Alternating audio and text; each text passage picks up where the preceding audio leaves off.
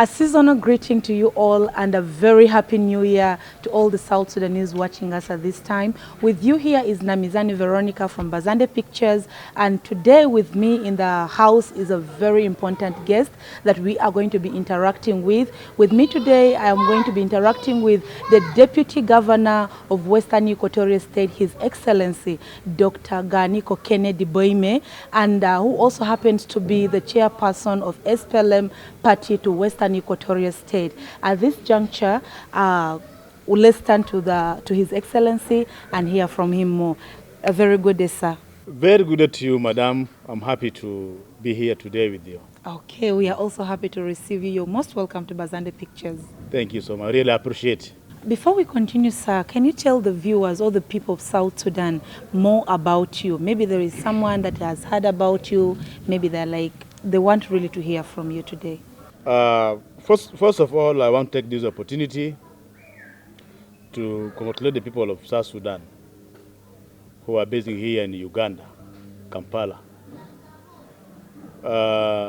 with the greetings from the government of South Sudan, from our president, Comrade Mayardit. Wish them a happy new year and peaceful and blessed stay in Kampala. As well also to thank our president, Comrade Mayardit, for maintaining the security, peace, stability in our region, Republic of South Sudan. And also message from our people of Western Equatoria State, the government, their message about peace, reconciliation, also and stability. Thank you so much for the brief introduction. But I would like to ask you something that I know very many people in Uganda, as general, have also been asking this question. What really motivated you? What made you leave Western Equatoria with all the counties in Western Equatoria? There is Juba, there is other places in South Sudan that you would have chosen to spend your Christmas. But what really motivated you to say you rather spend your Christmas in Uganda with the people that live in Uganda? I'm here basically to celebrate with my people, South Sudanese who are based in Uganda, because we are aware Uganda is hosting a large population of South Sudanese who are here with their families and their children. That's why I decided to come and have Christmas with them. Okay. Then I would also like to ask you this question. I saw in the recent news that you traveled to the refugee camp, that is Kiriadongo Refugee Settlement. Why did you choose to go to a refugee settlement to see the refugees that you, the politicians, have broken the hearts that you are the reasons as to why they live in that refugee settlement? Why? Thank you, madam, for this important question. Basically, before I continue to answer your questions, I want to take the opportunity officially to apologize to our people, the refugees in Uganda and in other neighboring countries, for what some of the politicians have contributed for them to be refugees today. So therefore, I wish all the refugees will understand this and forgive us forgive those politicians who have contributed to force them to the wall, which was not their interest. This is the first thing I want to highlight. Your Excellency, sorry for cutting you short. Why is it that all this while that the refugees have been living in the refugee camp, particularly Kiriadongo that you visited, why have you chosen this particular time to go and spend New Year with them? Is there any hidden agenda behind your visit to the refugee camp? Yeah, since the appointment of the state government,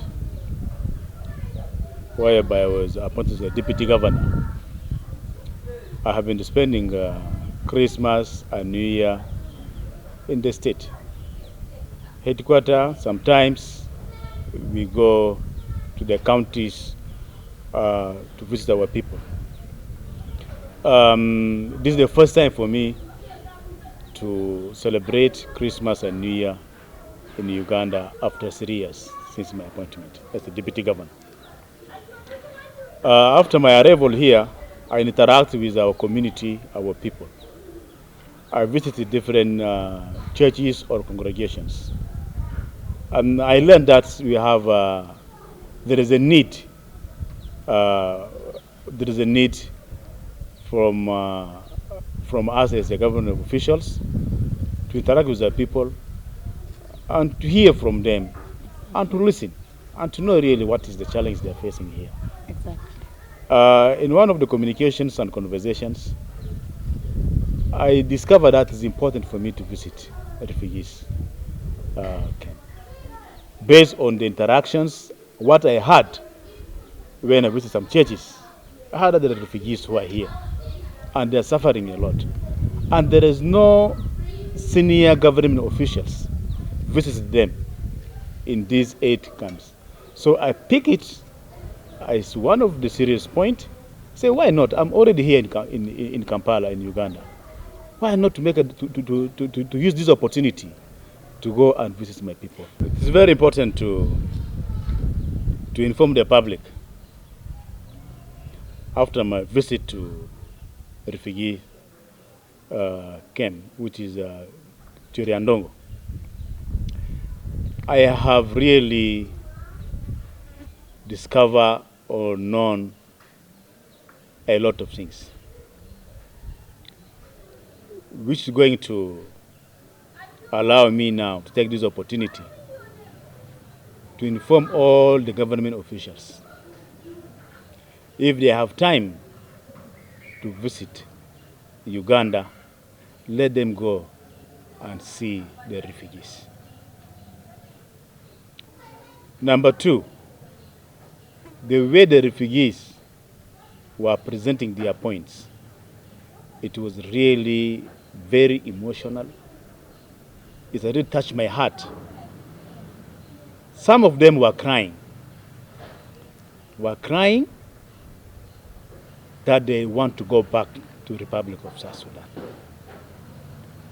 That means, or it's a very clear indicator, that they are not happy where they are. They have said very clearly, they are not there because of their own making.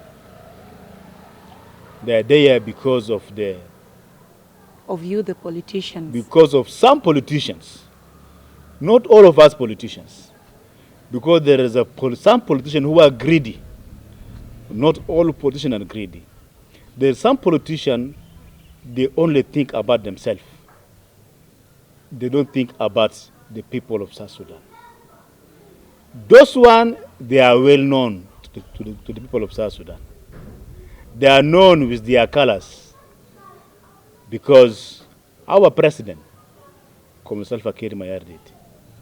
he's really man that I can describe him. He's a peacemaker. He's a peacemaker. He has love towards his people. When he talks, when he preaches, he's always talk about the unity, the stability of the Republic of South Sudan. Okay, Your Excellency, you've just mentioned that our president, Comrade Salva Kiir Mayardit, says something and he does it. But we've seen over many times now, they promise us, the citizens of South Sudan, that we are going to be having election in our country, and it has never happened. Do you think this time that he has brought up the election topic, it's really going to hold? Yeah, it is going to hold. Because our president, Comrade Salva Kiir Mayardit, first of all, why election? Exactly. Why Comrade Salva is serious about election? And in a very special way, why we as the SPLM members or senior cadres of the party, we say we are for election. And the other political parties, they say they are not for election.